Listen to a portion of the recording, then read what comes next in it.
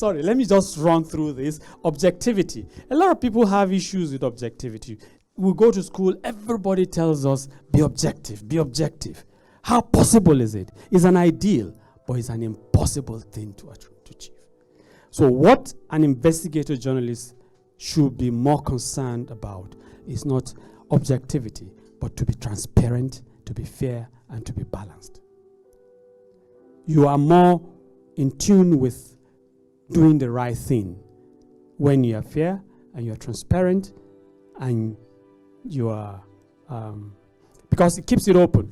By transparency, it means that the methods you're using should be explained. It's open for validation or correction. But to deceive yourself that you want to be objective, man, I don't deceive myself. All the times I sit down, like a classical example I use is, one man's terrorist is another one's freedom fighter. Who labels them freedom fighters or terrorists? Who does? Who decides? Who decides that at one point I'm a terrorist? At another point, I'm a freedom fighter. A lot of things you need to be able to deal with. Don't take anything on face value. Then conflict of interest. That is where I have issues, a lot of issues. A lot of us have conflict of interest. Now, when you take qua, and you know it's qua, I know that qua certainly is to influence your writing. Don't you have a conflict of interest? And a lot of even journalists do not even know the beginning of that brown envelope thing. That brown envelope started, you know, the penny press era? You know the penny press era. There were times that even newspapers were sold for 1 penny. They had gone, a lot of them had gone bankrupt, and yes, a lot of things were bad. So in the corporate world, they will, because you cannot give, I know for sure, the BBC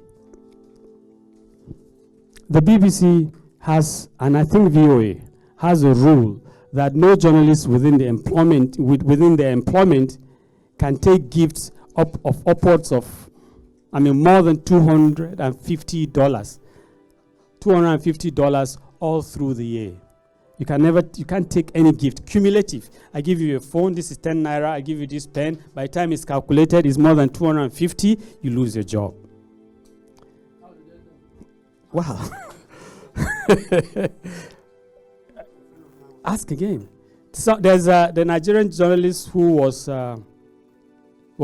my boss, as a matter of fact. He was deported from the United States. He was the VOA, was the director of House of Service for VOA. He was deported because he collected $5,000 as gift from the governor of, I think, Kogi State also. Katsina, Maseri, right. Because he collected $5,000 gift. He lost his job and he was deported. So, conflict of interest is a critical thing that you must deal with. As a media organization, will you have the strength of character to write a damning report or investigate in a way that exposes your major advertiser? Would you do it? So you find there are lots of things that creates that conflict of interest. And in the case of Nigeria, there's something that's peculiar with Nigeria. A lot of the media organizations are in deficit, pay deficit. They are in deficit of paying their staff. A lot of them pay them peanuts. Like in Abuja now, it's becoming a standard, right, for private media organizations to pay their workers something in the range of 50 to 60, maybe maximum of 70,000 naira. And a lot of people will tell you that your ID card is your meal ticket. Now, that creates a conflict of interest for you because you end up wanting to double dip. You end up wanting to double dip to earn a little extra to keep your body and soul together. But in the process of double dipping, you're also creating a conflict of interest. In Abuja, I hear people there is a group of journalists called what? PCPC, right? PCPC guys. PCPC means Press Center Press Corps, right? So they listen to radio, and there's an announcement of an event. They flood the place. And it's changed? The tactics has changed?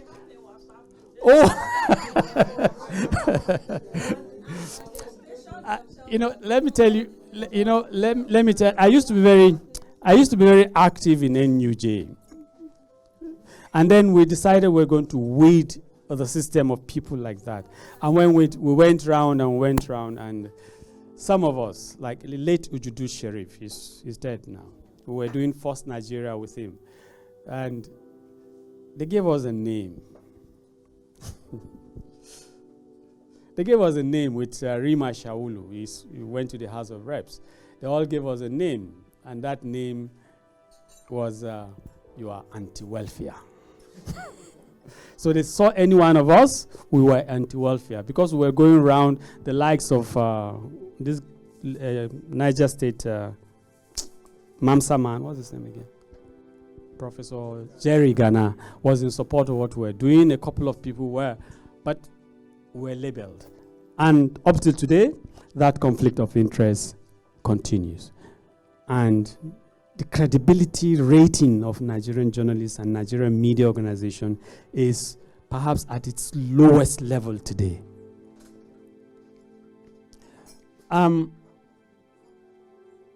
These are perspectives you get from your handout, but there are various definitions. in terms of perspectives of the investigative journalist. Some say it's the most politically vigorous and methodologically vigorous process of journalism, because the methods are painstaking. You have no room for mistakes. You don't leave any gaps that can lead you to libel, that can lead you to defamation, that can lead you to... So it is methodically clean. That's what the Woodward and the rest of them did.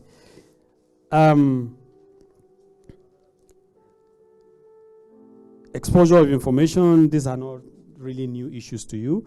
It's about public interest, important to the public, and all whatnot. But if you take the UNESCO position, says it involves exposing public matters that are concealed either by deliberately by someone in position or accidentally behind chaotic mass of facts and circumstances that obscure understanding. So it may not be that thing that you're investigating necessarily was deliberately put there,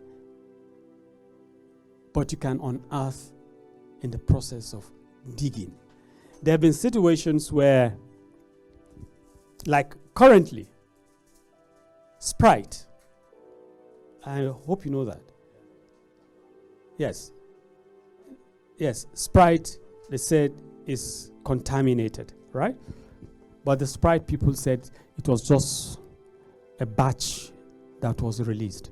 But that has already damaged. So it's up to you now, maybe as a journalist, to go which batch of the production, in the production line, was actually contaminated, and how do you identify it in the marketplace? It may not be a deliberate thing.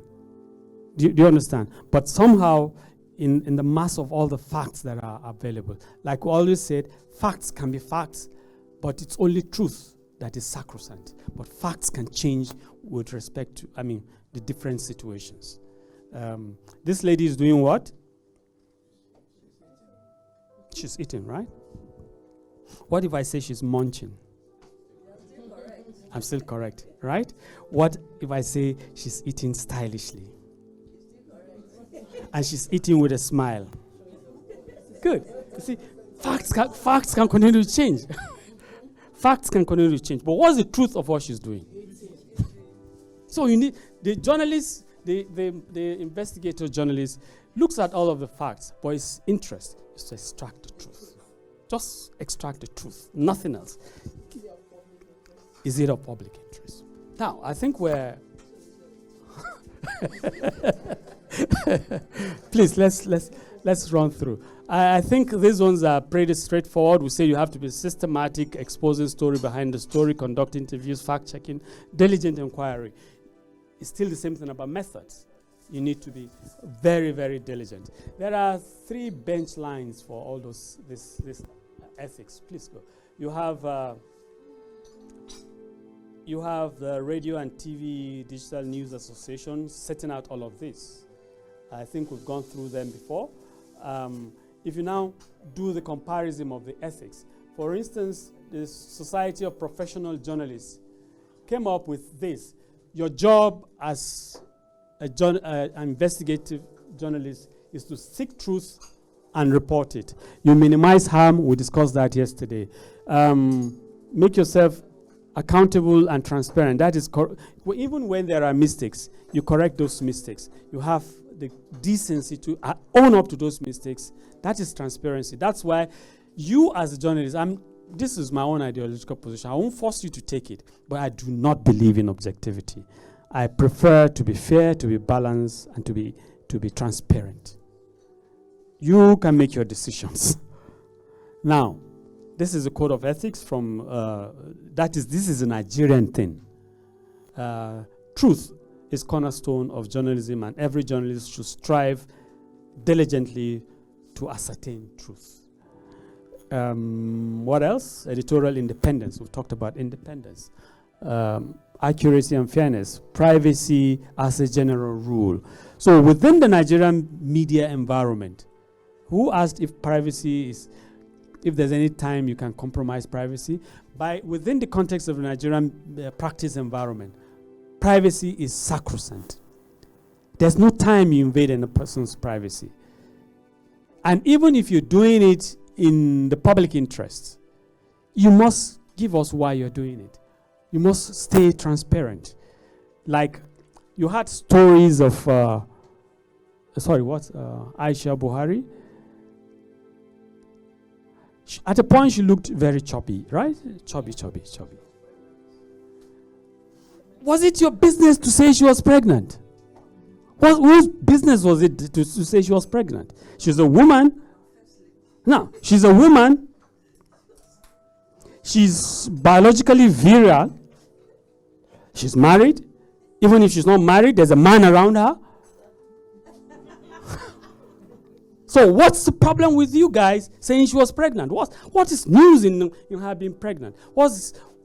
You've been pregnant, you pregnanted a person, all of us here. What is the problem?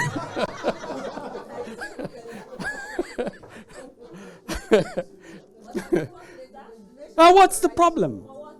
The right to know that she was pregnant? How is that? How does it? Okay. Don't also forget that. You can give it, you can rationalize and try to justify it. There's no office of the First Lady within the Nigerian architecture, leadership architecture. There's nothing like that.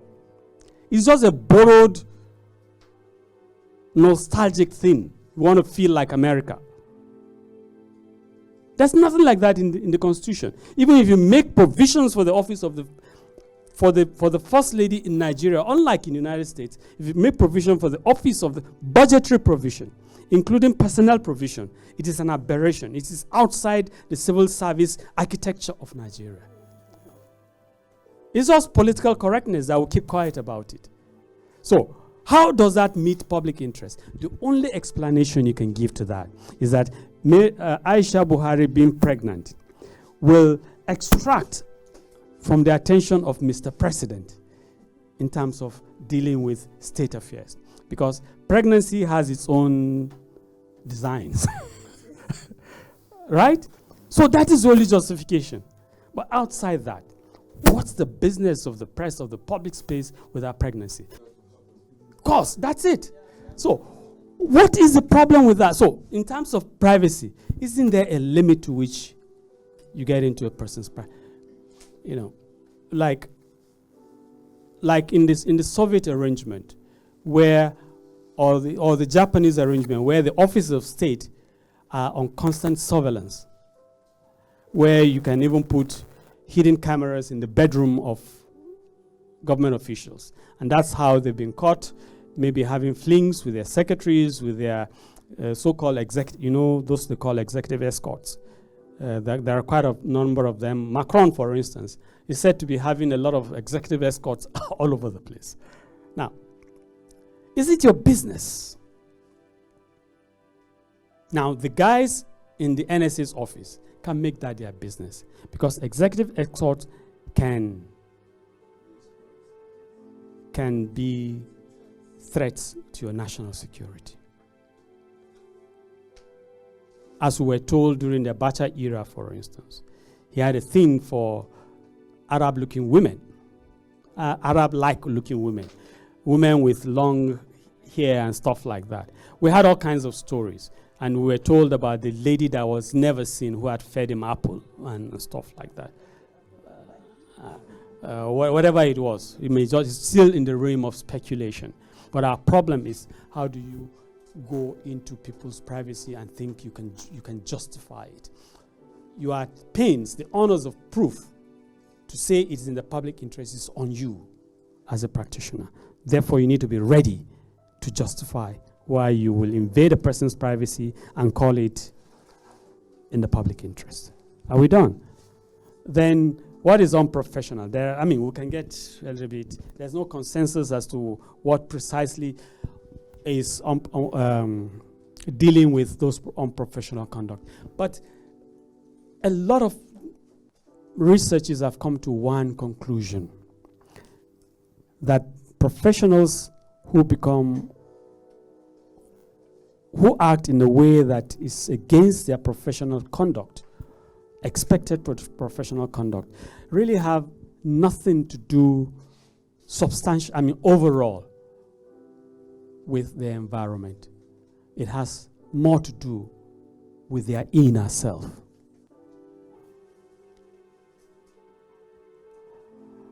Why do some people lack ethics?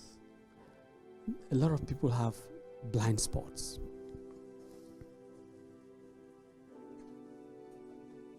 Blind spots are gaps between who you want to be and the person you are. In other words, most of us want to do the right thing, but internal and external pressures get in the way. By the time you submit to those pressures, you begin to wrestle with yourself. There's a classical statement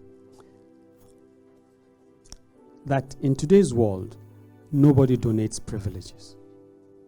Nobody surrenders privilege. Nobody. And unless you discover yourself, the world will not discover you. So it's critical for you to walk. Earlier on, I talked about emotional intelligence. Know who you are. Know what you want to do. Where you fit in the puzzle. Because living is actually a puzzle. Where do you fit into it? Where do you fit your interest? Because anything and everything we do is driven by interest. We must define what our interest is. Unless you are able to define that interest, you find yourself in a blind spot where you are wrestling between what you're doing and what you innately want to do. Today, they say they still, this catalyst in vehicles, we call it Indomie, and they use it to make bullets in Nigeria. So you should have problem with her. If NA goes to CAC to incorporate Assassination Incorporated, and if she wants to do that, who do you think she's going to be looking for employment? Will she go to Sheikh Albani? Or will she go to Pastor Archbishop Kuka and give him a job? Who are you going to look for? So you see, there's everything for everybody. There's everything for everybody. It depends on your I read a book some time ago, and it became a real issue in the United States. How to commit murder and get away with it. And that thing became an issue. They had to invoke the Fifth Amendment. They had to invoke the Fifth Amendment. And the guy was, the publishing house eventually revealed how it happened. The guy was a killer. And he was tired of it, and he wrote a manual and dropped it at the doorstep of the publishing house. And they saw it, and they turned it into a book. So they were taken to court. And they argued and got to the Supreme Court. And then the ruling was the Fifth Amendment, that those guys did not write a manual to kill. But they did a literature for knowledge. Do you get that? So it is about you discovering who you are. So that guy had justified writing that book and had itemized step-by-step methods of killing a man and getting away with it. But he argued it to be what? Literature, knowledge. And he got away with it. Well, terminologies, but he got him free. So you as an investigator journalist, please eliminate those blind spots in your system. You need to be confident about what you do. So you see, diligence in journalism, pay attention to those critical details and begin to connect the dots. And for you to do that, you need knowledge. Intellectual journalism.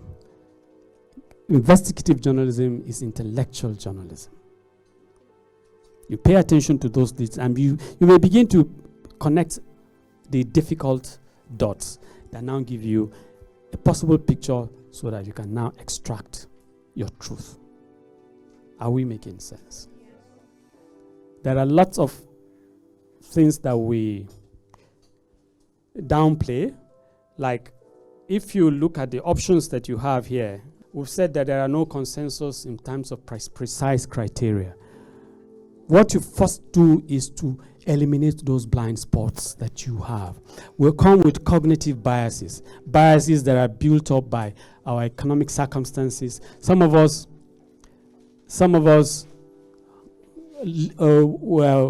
were raised in families that show love. Some families show love by beating the children. They think that if you spare the rod, you spoil the child. Some of them think that you don't even have a rod at home at all. So we have different circumstances, and we come with those different biases into the workplace. So, and those biases create for us either a comfort zone that we're very comfortable with, that we find expression in ourselves and for ourselves, or we are detached from it and we begin to have blind spots. And those blind spots get in the way of how we deal with situation. For instance, if you look at in terms of ethics that you deploy, like if you are looking at people, individuals, and you're investigating them, things get into your head. Like, look at this one, that virtue ethics. 9 years ago, or thereabout, 8 years ago, who would have thought that Buhari would have squandered the goodwill that he enjoyed at that time? Who would have questioned Buhari in any way? Because we all thought, in fact, in the north, he was called, Dr. What was he called? Megaskia, right? Megaskia. Today, do you see him as Megaskia? The things that he would have gotten away with then, 8 years ago, will he still get away with it now? Because at that time, we're looking at the virtues around him. And Madam, we just talked about what? The end justifies the means. Some of us are utilitarians. It is the end. Is what do we get at the end of it? I've defined what I want. Am I getting it? I become utilitarian. So it depends on how you consequentialist. You either call them consequentialist journalists or utilitarian journalists. Please go up so that I can wrap this up. Okay, that virtue thing, mix it with, or just oppose it with your perception of Peter Obi and management of resources. This guy has come to tell you, I won't give shishi, right? He said that. I interacted with a lot of people at that time when he was doing this. A lot of people, in fact, I told these people, you made a mistake for allowing this man and this thing to go out as I won't give shishi. Because within the Nigerian system, people come to you, people would, yes, to collect shishi. They think you're in government, you must do shishi. What they should have used, for instance, was this guy was prudent, we used words like physical discipline and stuff like that. But this shishi thing is too grassroots, and and it cost him a lot of people because people began to think that if this man comes, I won't get this shishi anymore. Money, good. So perception. So if these are critical for you to avoid your blind spots. Ladies and gentlemen, it's important that you know, as we keep saying that nobody donates privileges, you have only 3 options in life to get what you want. Only 3. One is that Deji here will be nice and donate privilege, which is very, very rare. He dashes me, he does donation. You get it. Once he donates to you, it becomes yours. Right? Second option, you make or buy the thing. Right? And the third option, in the context of what is called the governance dynamics, the third option, you grab it. Grab it any which way. Steal it, lie to get it, manipulate to get it. That's the way of the world today. Is it ethical? I was going to ask if I can grab the microphone. Please let's appreciate Mr. Tunde. Thank you so much, sir. We cannot thank you enough. Thank you for what you do for AD4 Communications Limited. AD4 TV Radio, with focus on education with emphasis on research and innovation, science and technology, women and girl child education, children, health, youth and sports, socio-political and economic reforms, security, environment, entrepreneurship, and entertainment. Will give you information at your fingertips. Learn on the go. Follow AD4 TV Radio on Facebook, Twitter, LinkedIn, Instagram, and YouTube. AD4 TV Radio, reliable and credible. We love you, AD4 TV Radio.